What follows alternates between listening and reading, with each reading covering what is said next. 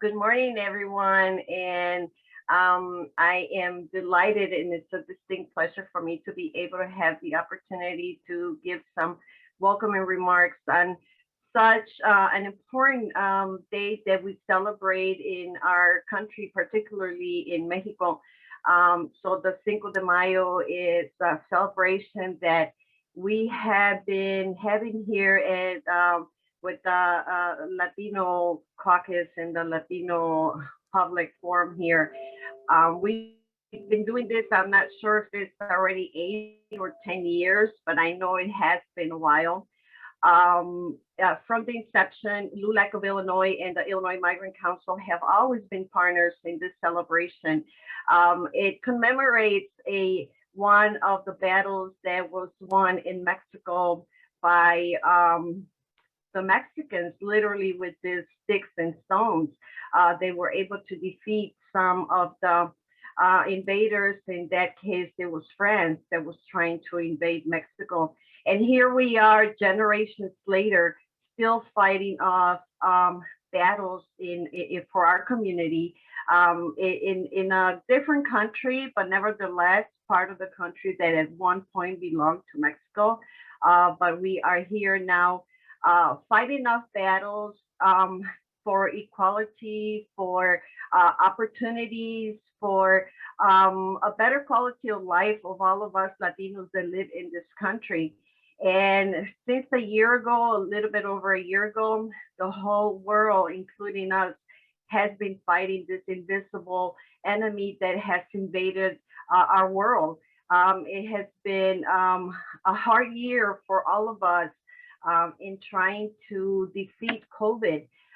It has been very hard for our families. For many of them are the frontline workers, are the frontline that have to go out on a day-to-day and continue to work for survival. And since then, LULAC and the Illinois Migrant Council has been at the forefront in combating this enemy.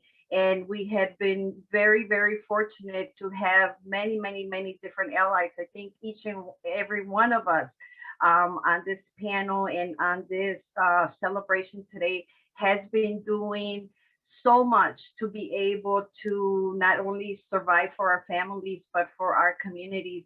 The Illinois Migrant Council and LULAC from February of this year and on has taken up on the task on a volunteer basis to set up pop-up clinics to be able to vaccinate our communities. And till date, we have been fortunate to be able to vaccinate at the very least 20,000 Latinos across the state. And we continue to do this on a daily basis, for this is the battle that we're all facing right now. This is the battle that is most important for each and every one of us to step up and partner with one another. And God willing, hopefully soon, this will be in the history books. This will be something that we will all look back and say, we survived.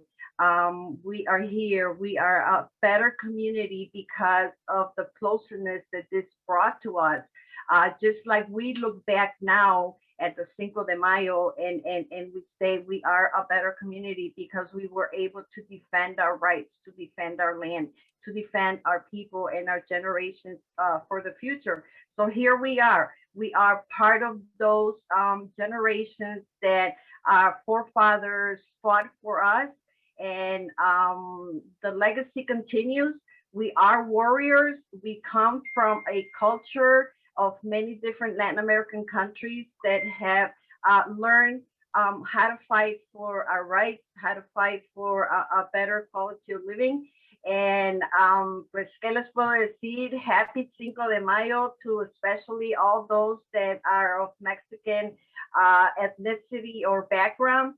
And we have so much in store today, from education to so many different topics that are still very prevalent to our communities.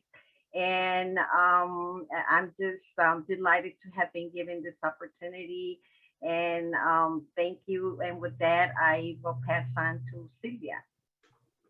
So good morning, everybody. So good to see you all. And thank you, Maggie. We so appreciate the partnership with LULAC and the Illinois Migrant Council. And Roberto highlighted some of the other folks that we need to thank, but let me also just personally thank Roberto Valdez and Jose Marco Paredes from the Latino Policy Forum, as well as Laila Suleiman, who's just been a champion and has worked so hard on the logistics of this event, as well as Jose Lopez. So just a few of the names of, I'm sorry that I'm missing others, but we really thank everyone for this partnership. And so, yes, we've been doing Latino Unity Day for about a decade now. And while we're not in Springfield, we are have a virtual presence, and want to acknowledge Senator Castro, who we're going to hear from in a couple of minutes. But really, you know, the purpose and intent of Latino Unity Day is really to work with you, our friends and colleagues who are on, there are about 100 people that are on right now, to really share what's happening in Springfield, what's happening with our state capital, and what's happening on all the issues that we care about with respect to education and housing and immigration and all the areas where we know that we need to make a difference.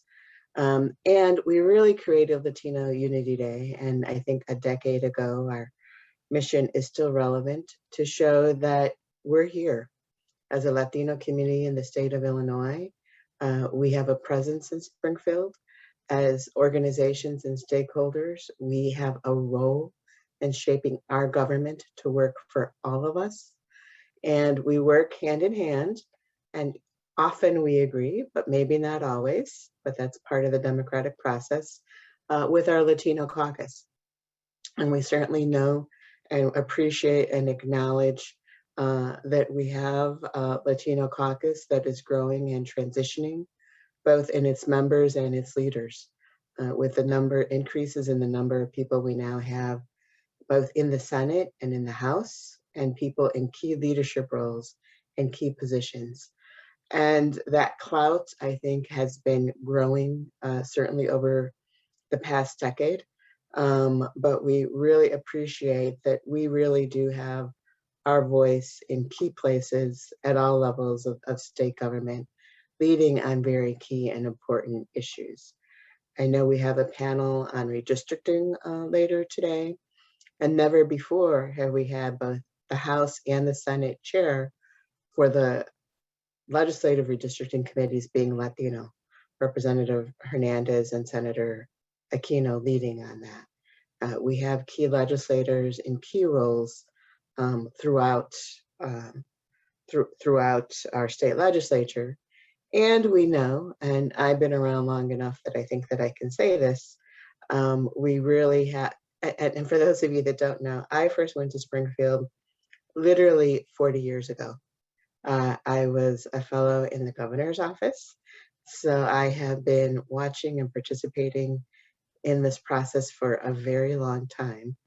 And I have never been so excited with the breadth and depth of expertise of our legislators who are in office, and especially the fact that we have so many of our legislators who really are, I think the word of the day and of the time we're in is disruptors, in terms of really wanting to make concrete change and facilitating those processes of change, but really being rooted and grounded in our communities and having the interest of our communities. So we're going to be hearing from some of our legislators today. I want to acknowledge all of you that are participating, and I can see some of your names. And I lament, you know, one of the things I always appreciate about Latino Unity Day is you get to see this tremendous community that we're a part of. And while it's a virtual world, I regret that I can't give you all hugs in person. But I'm gonna miss a few people, but a shout out to some folks that I haven't been able to see in person. Thank you for being here. Consuelo Puente, not related, but haven't seen you in a very long time. I see Dulce Quintero, so it's nice to know that we have some of our folks that work in government with us. I see Evelyn Sanguinetti, our former Lieutenant Governor. Thank you for joining us.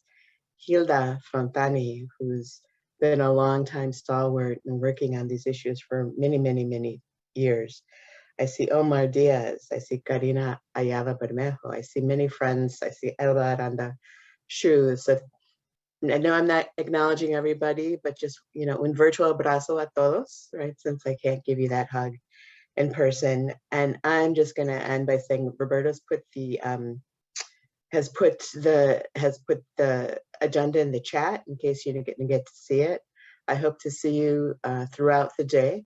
But at 2 o'clock, we'll be hearing from our 2 Latino deputy governors.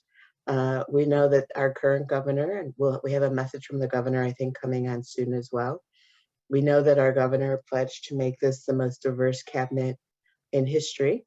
And to a large degree, that promise has been fulfilled, because we know that with the 4 deputy governors, who are some of the key decision makers in the governor's cabinet, we have 2 Latino deputy governors.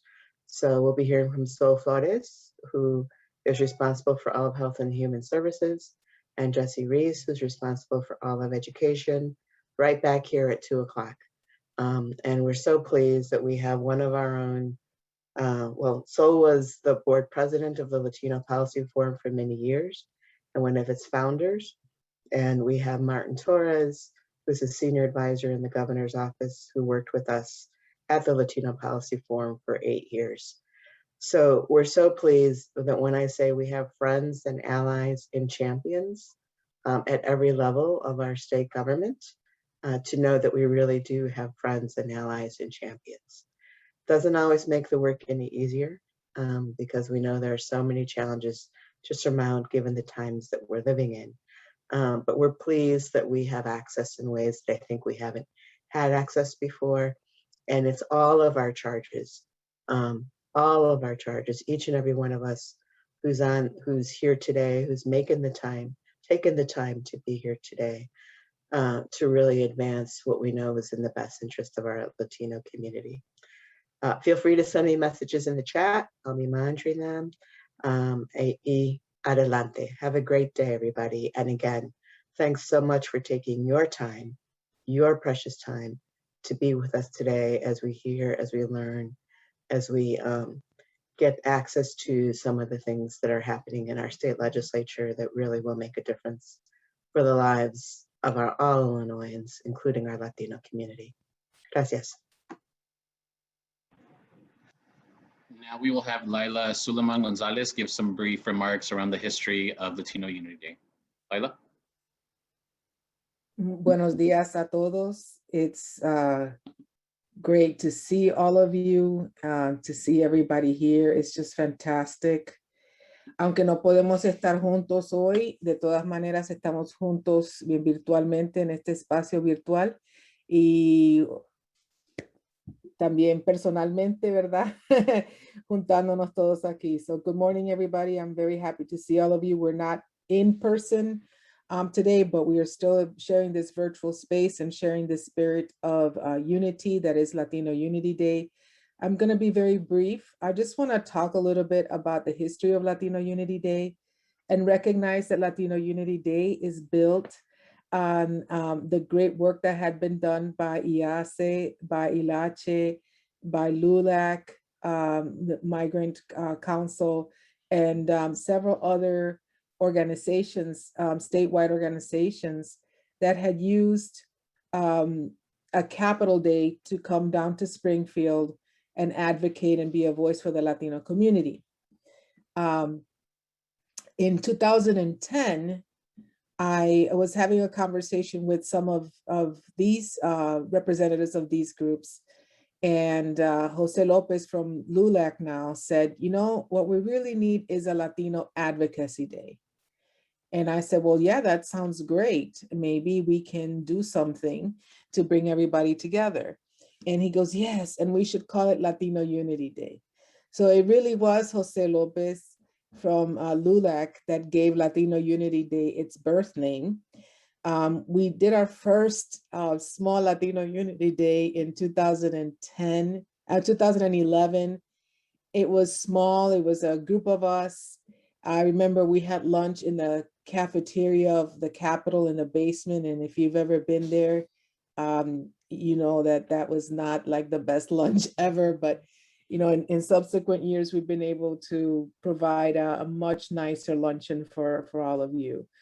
So Latino Unity Day starts in 2011, very small. Little by little, we grow. We get to 2013. We have more conveners that are part of it. And Latino Unity Day just continued to grow organically. Why? Why did it attract all of these people? It attracted all of these people because every time we got together, we could feel our power. And I think that's today is a day of voice. It's a day of power for the Latino community. As Silvia mentioned, this has always been a partnership with the Latino Legislative Caucus, and we're going to hear from Senator Castro, one of the co-chairs today. But in 2013, and by 2014 was the first time that we were actually in the rotunda. And this was a little small group. This was a shot that was taken by someone's camera and their phone. So this was our little group in 2014. We continued to grow. In 2014, we weren't even in the Capitol Rotunda, we were in the State Museum. But little by little, we grew. By 2015, our theme that year was that we are essential for a competitive Illinois. And this was our first year in the Rotunda. And it was a huge event. I think you saw some of the pictures. It was really about getting Latinos to understand the process of how legislation gets made and to feel confident and empowered to make an impact and shape how those laws are made and how our voice can shape a better system, a better institution for all of us Latinos and for our families and for our children. Latino to 2016, Latinos Powering Up Illinois. We were in the Rotunda that year too. Moving on to 2019. This was obviously we had almost 300 people in Springfield by this time. We really had an opportunity to impact the Census 2020 conversation. We knew that that was the priority for that year. Unfortunately, for 2020, we were not able to host. So this is really remarkable that we're able to be together today. Definitely an opportunity to continue this tradition. And of course, our little café con leche. We are closing with our café con leche. It's going to be a DIY café con leche today.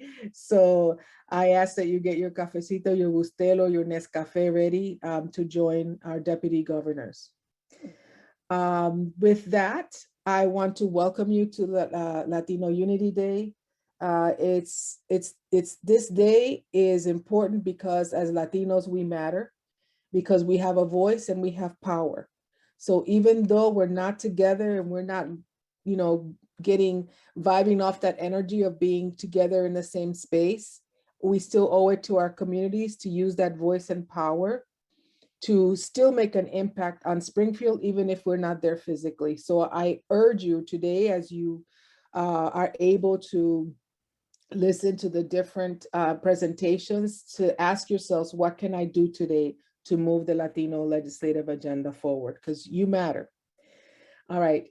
Thank you very much. With that, I'm going to turn it over to Governor Pritzker, who has a message of welcome to all of us. Thank you.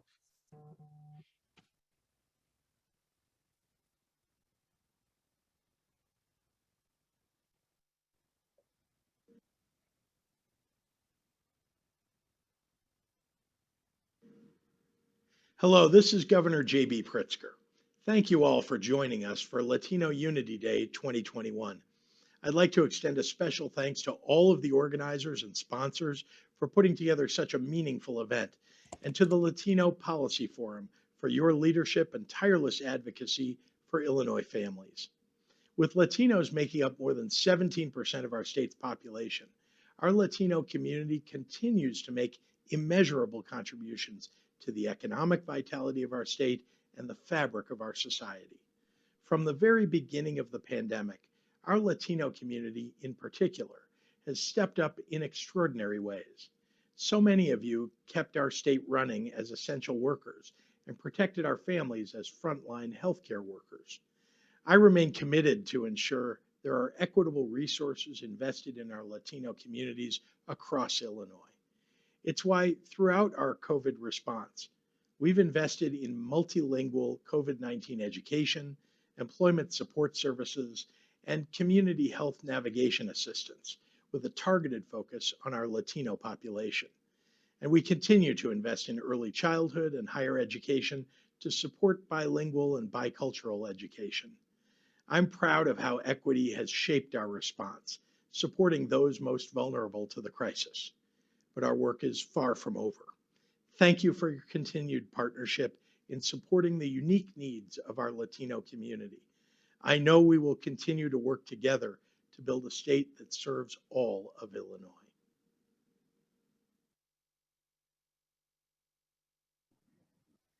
With that, we'll pass it over to Leader Cristina Castro. Good morning, everyone. Buenos dias. I just want to give a quick welcome to everyone who is participating today virtually through Latino Unity Day. Obviously, it's a little with, as the governor has talked about COVID and how has it impacted us. Hopefully next year, we will see everyone down in Springfield again and celebrate as we had in years past. I think one of the things I want to touch on really briefly is when you talk about Latino empowerment. We have seen a lot of growth within the legislative caucus. We now have 4 members in leadership in the House with Aaron Ortiz, Delia Ramirez, Jamie Andrade, and Lisa Hernandez. We also have 2 leaders in the Senate with Omar Aquino as well as Antonio Munoz. But we also have members who play key roles in a lot of key discussions in regards to many of the major issues that are impacting not only the state, but us and our communities. It is talking about our power, our voice. We have stood up, spoken up, and also made sure that our communities are heard in the various areas that we need to be heard in. Today, several of my colleagues, my other co-chairs, Karina Villa, Senator Villa, who is also on right now, as well as Lito Ortiz, and our secretary, Representative Dagmara Avelar, will talk about a lot of our legislative priorities this session. And our raíces, when you talk about where we're rooted in growth, it is to our communities, to the people we represent. And you will see in the legislative priorities a lot of that focus. I have spoken to many of you, as well as the entire caucus, about issues that are impacting the state. It is amazing that we have seen our deputy governors being of Latino descent, but there's more work to be done. And that's one of the things as a caucus we have done. We have also held people's feet to the fire when necessary to make sure we have equitable representation at all levels of government, from high-end management to middle management to low end. Everybody deserves a voice, and we are here for you and will continue to be here for you. So I would like to thank you all for participating today. Enjoy your day, and we will see you soon next year, hopefully back down here next year. Thank you, Leader Castro. With that, we turn it over to Philip Hale, Vice President for Government Affairs, Loyola University, Chicago. Good morning, everyone. Thank you very much. It's my pleasure and honor on behalf of Loyola University to welcome you all to our virtual campus today. We're very proud to be able to host this year's Latino Unity Day and to welcome everyone here. I'd also like to thank the Latino Policy Forum and all of our co-hosts and co-sponsors today. And to take this opportunity to congratulate the leadership of the Illinois Legislative Latino Caucus this morning. Caucus co-chairs, Senator Castro, thank you, Leader Ortiz, Senator Villa, and also Caucus Secretary, Representative Avelar, and Treasurer Representative Gonzalez. Congratulations to all of you. I'd be quite remiss if I didn't also welcome. I hope they're here. Two caucus members who are also proud Loyola graduates, Senator Omar Aquino and Representative Fred Crespo. Welcome to both of you. I hope you're joining us today. We are very happy to have this opportunity to support your advocacy this morning. The communities that you represent are very important to us. And we have a couple of programs and initiatives. I'm just going to take a very quick minute to highlight for you. Many of you may already be familiar with Loyola's Arrupe College. It's a two-year college within the university, offering associate degrees in a number of different areas, serving Chicago's first-generation students and preparing them to continue on and getting a baccalaureate degree either at Loyola or anywhere else. We have graduates now, of course at Loyola, but also at Georgetown, Boston College, U of I.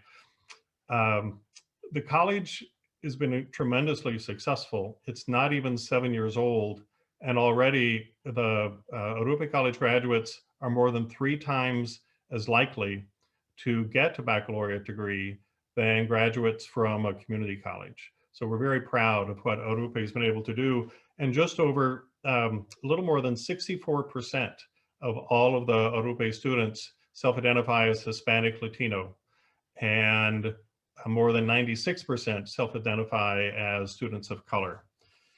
A program you may not have heard about from our School of Social Work is a new online bilingual MSW program with a focus on mental health and migration studies. This is a program developed to ensure that all of our communities have professional social workers who are both linguistically competent and culturally aware. A few quick things also about Loyola support for our undocumented students. And let me begin with a thank you to all of you who helped advocate for MAP grants, and that MAP grants be extended to our undocumented students. It has had a huge impact. We're very grateful for everyone's support. In addition to MAP grants, Loyola, of course, offers its own institutional aid, including to undocumented students, including 5 scholarships we call them Dreamer scholarships, that covers the students' tuition, fees, room, and board. Now, unfortunately, as we all know, the students don't yet qualify for federal Pell Grants. So we're working now, as we have for the last 21 years, with Senator Durbin to help pass the DREAM Act. Quickly about the Loyola School of Medicine, many of you may know our Stritch School of Medicine is the first school of medicine in the country to have admitted students with DACA status. This was back in 2013. Our law school also has students with DACA status. I've had the privilege and the honor to work with these students, to take them to Washington for advocacy. They have taught me a lot. The students I've taken to Springfield have taught me a lot. I've been doing this for 21 years, and I've learned everything I've learned from our students.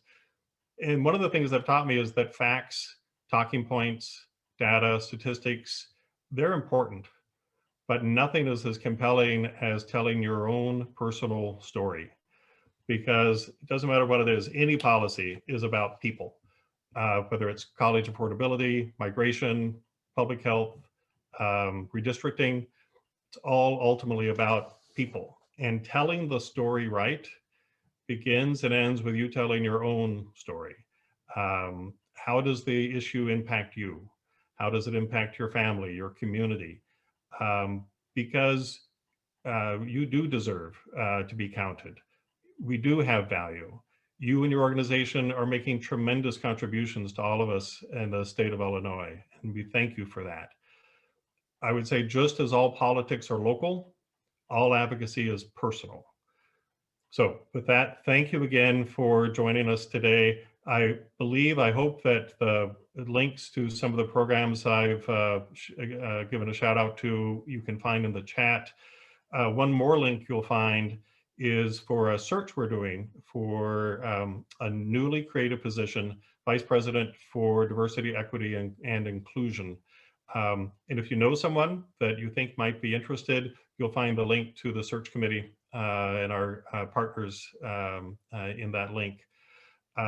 Again, congratulations. Thank you for letting us host your day today. And I wish you all the very best of success as you share your stories today and in the future. Thank you.